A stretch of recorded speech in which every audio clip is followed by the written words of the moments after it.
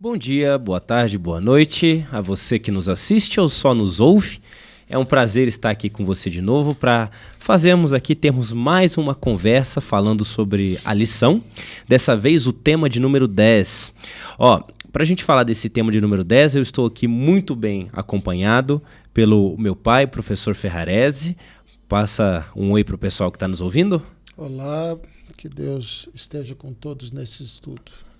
E para a gente começar então, para a gente poder iniciar esses estudos, vamos fazer uma oração. Se for possível, você que está em casa nos ouvindo, num lugar tranquilo, feche seus olhos. Se não for possível, vamos só prestar atenção e esteja meditando conosco nessas palavras.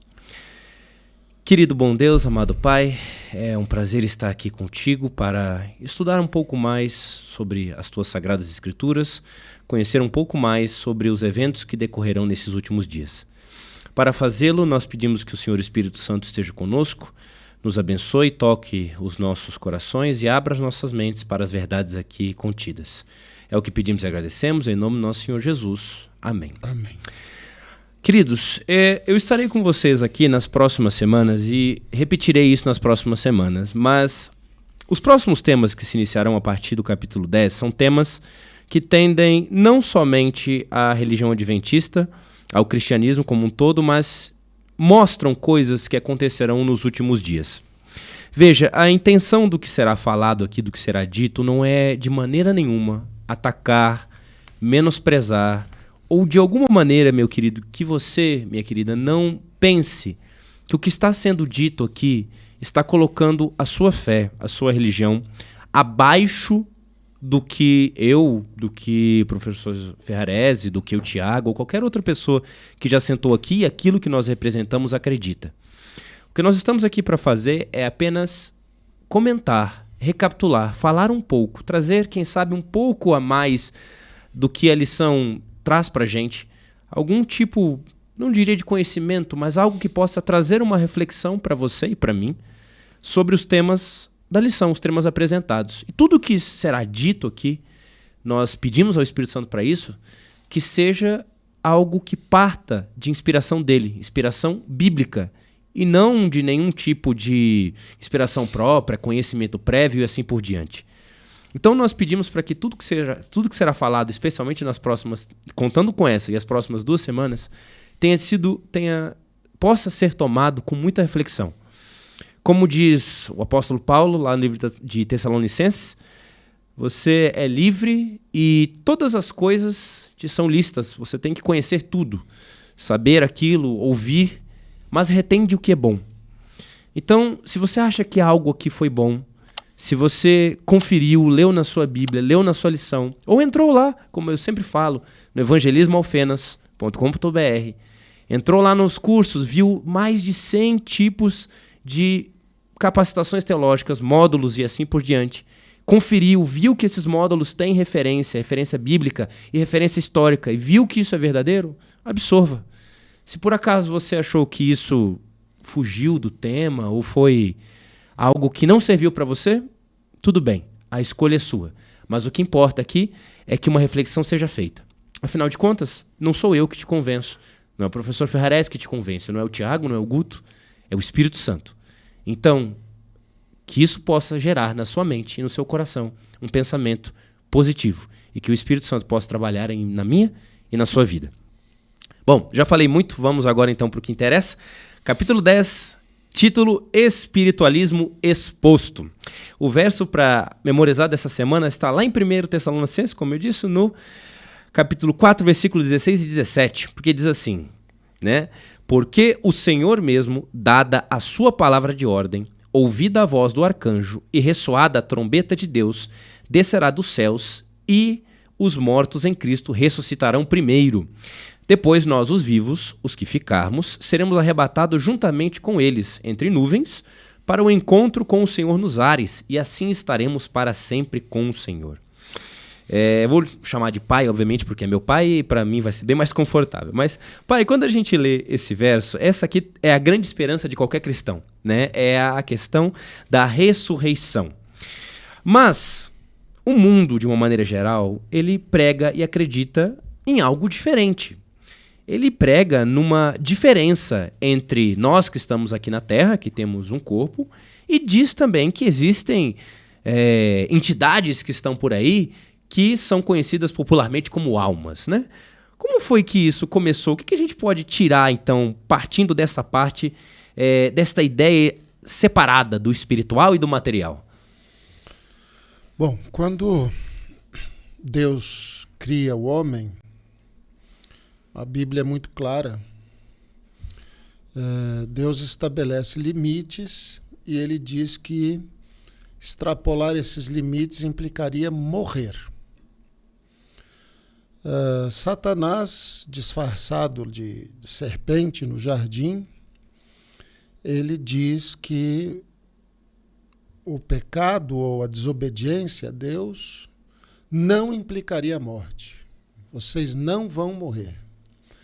Aí começa essa primeira divisão de saber se morremos ou se não morremos. E isso, infelizmente, passa a grande parte das religiões do mundo. Hoje, uma maior parte de religiões orientais acredita na imortalidade da alma, e algumas religiões cristãs também acreditam na imortalidade da alma. Acreditam que quando nós morremos, imediatamente, ou nós vamos para o inferno, ou para o purgatório, ou para o céu, se formos muito bons, e não se prega mais, não se crê mais nessas religiões, na cessação que a Bíblia diz que ocorre, né? E é extremamente importante que nós possamos entender isto por uma razão muito simples, que é a razão mais importante desta lição ter sido escrita. Se você crê que você morre efetivamente, você sabe que o seu tempo de salvação é só o tempo da sua vida. Então, você precisa se converter a Deus no tempo da sua vida. Se você crê que de alguma forma a vida continua após a morte, ou porque você vai reencarnar, ou porque você foi para o purgatório, você passa a crer que você tem uma chance ainda depois de morrer. Esse é o engano fatal. Esse é o erro fatal. Porque você deixa de aproveitar a vida que tem, o momento que você tem, para você se converter a Deus, e você aposta que depois da morte ainda haverá oportunidade. E aí já é tarde demais. A Bíblia deixa isso muito claro. Uhum. E, assim, então a gente pode dizer que essa ideia da imortalidade, o início dela, o pontapé inicial dessa ideia, foi, como você disse, lá no Éden. Lá no Éden, isso. Como professor que conhece as mitologias, não é professor de linguística, conhece mitologia, conhece a linguística da coisa, a história de uma maneira geral, isso é perpetuado especialmente aonde? Porque essa ideia poderia ter morrido lá com Adão e Eva, mas aonde que isso vai se propagar assim e vai passar para o mundo inteiro, né? Aonde que isso vai ficar famoso, então? Pois bem, depois do pecado, a gente sabe que ocorre um grande nível de corrupção na Terra. Tanto que Deus se obriga ao dilúvio para que a humanidade pudesse ser preservada por meio de Noé, o Messias pudesse nascer, né? E depois do dilúvio, muito rapidamente, a humanidade se corrompe de novo, que vem aí a Torre de Babel e tudo mais. E toda essa corrupção, ela se constitui como um desafio permanente a Deus, as suas leis, as leis universais, a lei da vida, a existência. E esse desafio permanente implica essa loucura de que nós conseguimos ser imortais, entendeu? Por alguma razão, o inimigo sempre alimentou no homem essa coisa da autossuficiência humana. Que nós conseguimos ser imortais porque a nossa natureza permite isso, ou porque a morte não existe de verdade, ou porque é um ciclo permanente, e aí joga-se isso em questões universais da própria natureza, e isso é alimentado religião após religião, em alguns lugares muito mais, em outros menos. Quer dizer, quanto mais longe da palavra de Deus, mais se alimenta essa ideia, né? Então, você já tinha isso, por exemplo, entre os gregos, as culturas indígenas brasileiras que eu estudei, muitas delas acreditam na imortalidade. Eu estudei índios da Bolívia, acreditam na imortalidade. E há um esforço, um trabalho do diabo em fazer com que isso pareça real. Ele sempre se esforçou muito para isso. E isso é relativamente simples para ele. Por quê? Porque bastam aparições de sombras ou coisas se mexendo, ou alguma forma de operação mística, e o ser humano vivo ele vai acreditar que aquilo tem uma relação com almas, com outros seres humanos, né? Eu sempre pesquisei muito essa questão. Eu ando verdadeiramente espantado com o nível de misticismo da internet. Misticismo, né? Por exemplo, é incrível o que está acontecendo no mundo com os chamados vídeos de lobisomens. Lobisomem, que era uma coisa que a gente disse assim, não, isso é coisa da Idade Média, ninguém fala disso. Não, assim, está lotado. Não se fala de outra coisa nesse mundo místico ou criptozoológico, como eles falam, né? Eu falei, rapaz, mas lobisomem já tinha morrido, essa coisa já não existia mais. Não, agora... Por quê? O que está acontecendo? Nós vivemos num mundo das câmeras. É câmera de segurança, é câmera dentro de casa, é câmera não sei o quê, câmera do celular, câmera, por todo lado tem câmera. Então, se formou um palco muito, muito propício para qualquer demônio fazer qualquer tipo de coisinha que acenda esse lado místico, que prepara as pessoas para os eventos finais. Porque o diabo vai precisar, nos últimos dias, de sinais e maravilhas e essas coisas, como a Bíblia diz. Então, essa existência de câmeras, essa proliferação de câmeras, está transformando essa coisa do espiritualismo, do fantasma. Acho que nunca houve tanto vídeo de fantasma, né, de vulto. Eu estava comentando isso esta semana com sua mãe. Falei assim, hoje a mania é colocar a câmera dentro de casa. Então tem câmera na cozinha, tem câmera não sei onde, tem câmera para vigiar, para ver se o cachorro está fazendo alguma coisa ruim, quando as pessoas saem, tudo mais. Falei, isso é o palco perfeito para um demônio chegar e mexer o liquidificador. Eu disse, rapaz, se existissem mesmo essas almas penadas, desencarnadas, né? A Bíblia diz que não existem, mas se existissem, elas seriam muito desocupadas.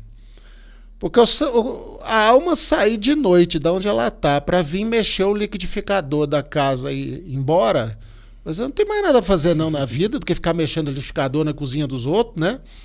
Mas é o que está acontecendo. E você chega agora na internet, tem lá o vídeo, um monte desses canais, inexplicável, caça isso, caça aquilo, aí você chega lá, o liquidificador mexeu.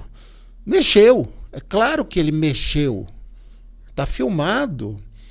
Agora, que alma sairia do seu descanso e viria na cozinha da sua casa mexer o seu liquidificador a troco do quê? Tá querendo se comunicar, mas querendo comunicar o quê?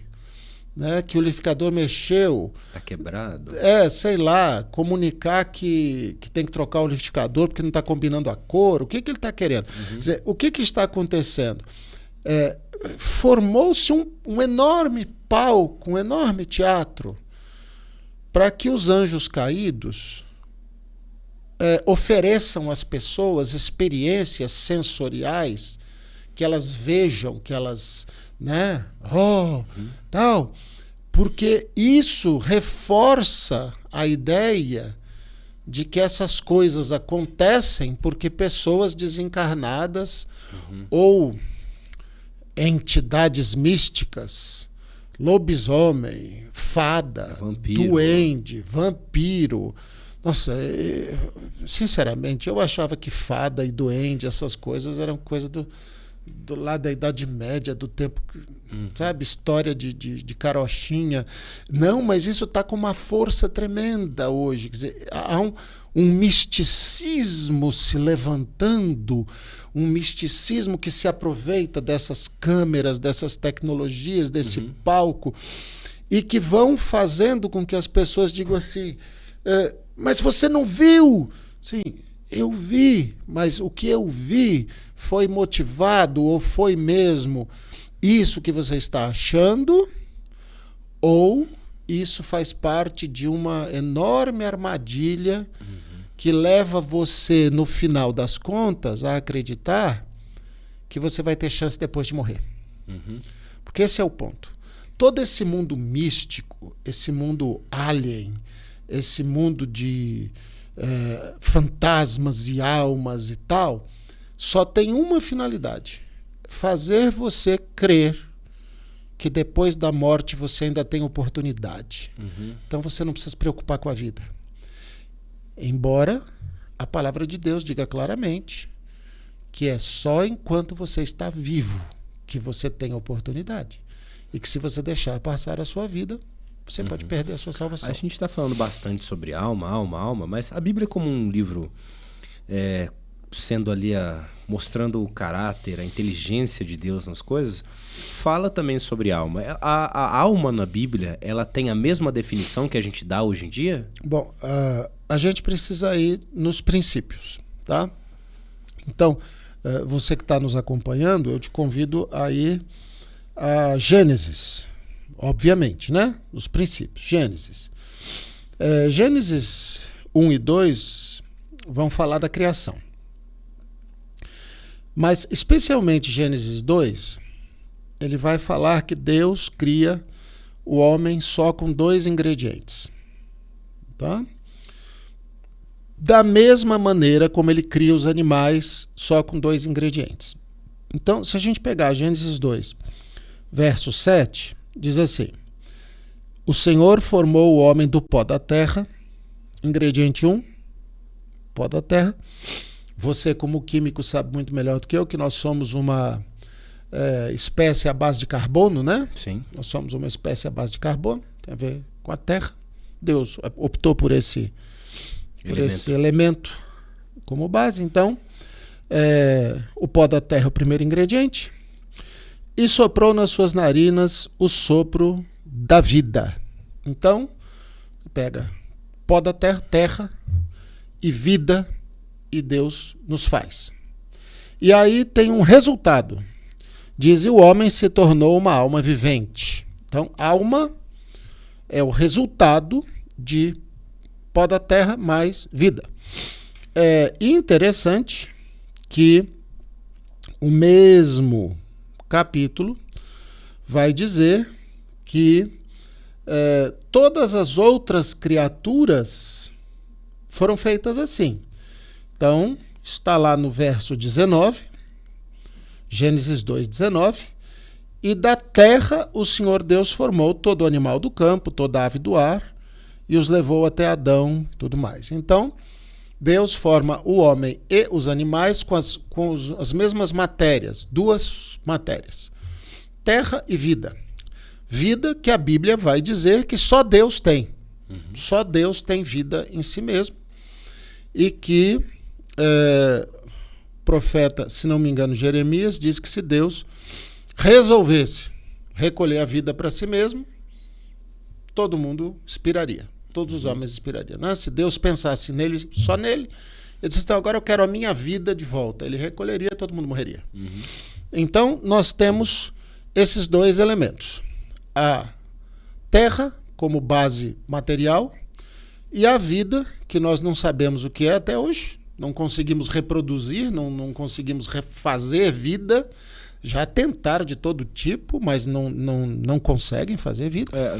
O que a ciência consegue hoje com muita precisão é reproduzir o pó, digamos assim. Mas para dar a vida ele precisa de outro ser que já está vivo para fazer funcionar. E não consegue aquela ignição, digamos assim. Gerar vida do nada não se gera. Mesmo que se copie perfeitamente o que for o objeto. A Bíblia vai descrever a morte.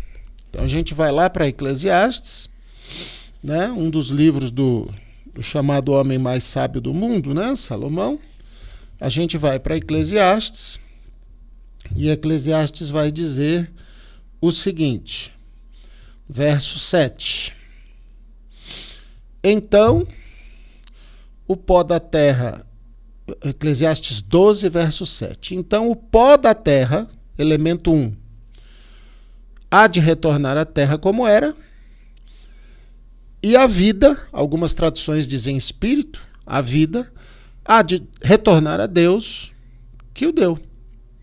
Então, a alma, ela deixa de existir quando os dois elementos se separam. Ela nasce quando os elementos se juntam, né? Você junta o pó da terra, a base de carbono, e a vida, seja lá o que isso for, juntou terra e vida, alma vivente. Separou terra e vida, acabou. E é por isso que Eclesiastes vai dizer que é justamente por essa razão que os homens e os animais morrem da mesma maneira. Né? Homens e animais morrem da mesma forma. Por quê? Porque foram feitos da mesma forma. Então, não se ouve falar, pelo menos eu não tenho esse conhecimento de se ouvir falar no cristianismo de almas de animais que vivem por aí e assombrando os outros. Não. Porque morreu. Separou a vida do carbono, morreu. A mesma coisa vai acontecer com aqueles que são humanos, né? Vai se dizer isso. Então, Eclesiastes 9,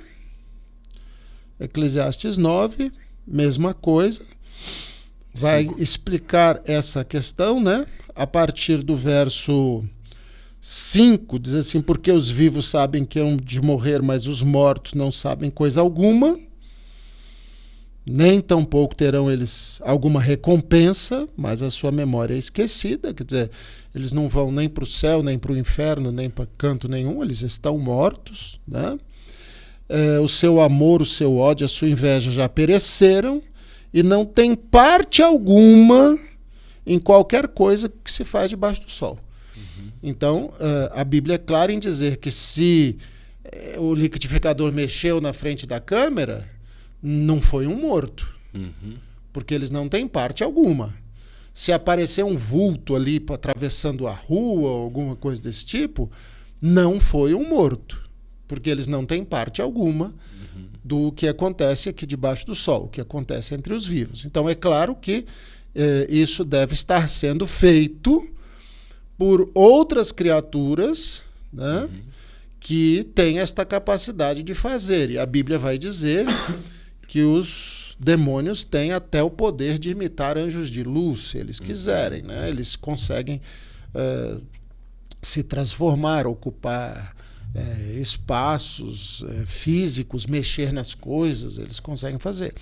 Então, a Bíblia deixa muito claro, não há meio termo em relação a isso, a Bíblia deixa muito claro que todas as vezes em que algo se manifestou como se fosse um morto, não era um morto. Isso era uma manifestação demoníaca, que visava justamente essa confusão, essa ideia de que você tem chance depois da sua vida. Né? E eu acho que esse é um dos pontos fundamentais nos acontecimentos dos últimos dias, porque isso tem várias consequências que podem ser destacadas. Primeira consequência é a ideia de que almas que tenham ido para uma outra dimensão voltam com mais sabedoria do que existe. O que lhes daria o direito, por exemplo, de falar contra a Bíblia. A Bíblia diz uma coisa e a pretensa alma que vem de fora, ela... não é bem assim. Isso por si só já é muito perigoso. Por que Deus ia contradizer sua própria palavra? Né? A segunda coisa é que isso gera falsas esperanças de salvação para depois da existência. Né? E nós sabemos que, de verdade, o tempo que nós temos destinado à escolha, como já foi dito, repetido aqui, é o tempo da nossa vida. Né? A terceira coisa é que é uma, desculpe a redundância, mas é uma tentação muito tentadora. Né? Uma vez eu conversando com uma amiga, ela dizia que tinha visto a mãe. E a mãe tinha vindo dar instruções para ela. E ela perguntou o que eu achava. Eu falei assim, olha, não fique magoada comigo. Eu tenho certeza que você viu, porque você não é doida. Claro que você viu uma coisa materializada que parecia sua mãe, falava como se fosse sua mãe e sabia coisas que só sua mãe sabia. Que só sua mãe saberia, né? Assim, aparentemente. Mas nós precisamos entender que esses seres vigiam a nossa vida e eles sabem de coisas que nós pensamos que eles não sabem, que nós pensamos, por exemplo, que só nossa mãe sabe. E eles têm essa capacidade de se transformar, né? de aparentar coisas desse tipo. Tanto que a Bíblia vai falar que o rei Saul vai atrás do profeta Samuel e a pitonisa faz descer um espírito, e esse espírito parece o profeta Samuel. Então, já no tempo de Saul, no tempo dos reis, o diabo atuava dessa maneira, né, e tudo mais. Então, é muito tentador você ter a ideia de que sua mãe querida ou uma outra pessoa querida está acompanhando sua vida e te dando instruções. E você está vendo aquilo. Né? E é necessário um grau de confiança muito grande na palavra de Deus para você dizer assim, parecia minha mãe, falava como minha mãe, sabia coisas que só minha mãe sabia, mas não era minha mãe. Porque a Bíblia diz que minha mãe está morta, né? Que minha mãe não está viva. Então, esses elementos sensoriais da experiência, formam um prato cheio, um engano quase perfeito. Se não fosse a Bíblia explicar, seria um engano perfeito. Né? Interessante notar também é que essa coisa é passada para nós de diversas maneiras, né? São os filmes, são as músicas, são a desenho novela, animado. O desenho animado. Tudo isso vem justamente para corroborar com essa ideia de que a alma ela é eterna, né? Ela é imortal. Hoje eu acho que é raríssimo você ver qualquer programa de televisão que não tem um fantasma. desenho de criança, sempre tem que aparecer um fantasma, alguém que morreu, que volta. Isso vai cozinhando as pessoas, né? Vai cozinhando. Vai se tornando tão comum que cristãos bíblicos têm medo de fantasma. Quer dizer, é tão comum que a pessoa diz assim, nossa, não, eu sou um cristão bíblico, eu só creio na Bíblia. Tá bom, a Bíblia diz que morreu. Como é que você tem medo de fantasma? E morrem de medo mesmo. Assim, de assombração, essas coisas.